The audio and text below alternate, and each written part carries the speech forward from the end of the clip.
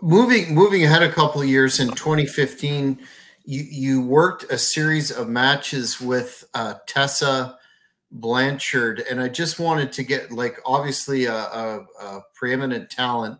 Wanted to get your memories of working with her. Plus, what were your thoughts when Impact put their heavyweight strap on Tessa? That was kind of a, well, not kind of, it was a moment of uniqueness for putting a what was a men's heavyweight title on a female talent.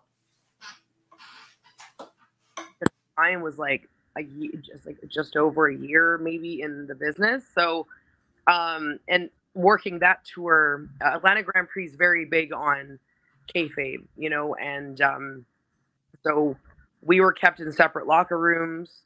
We traveled separately.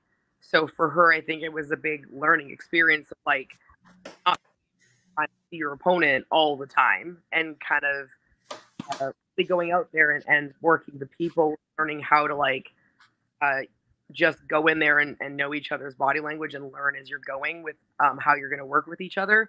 But really, once we kind of worked a few matches and really knew each other's move sets, I personally feel like we started getting them.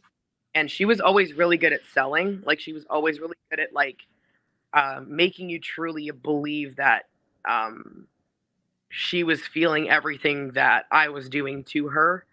And we really did a lot of submission work with each other. So, because after doing, when you do 15 dates, like taking all those bumps, it's nice to do more submission work because you're not feel all the bumps as much after a few days. But, and then fast forward, later on when she's got her opportunities and Impact. And obviously there's always going to be controversy when there's intergender wrestling, but I've always said like it's how you do it, right? Like absolutely there is a big difference between male and female talents and how we wrestle and the stories that we can tell. And there's a unique story you can do with intergender wrestling without kind of crossing that line.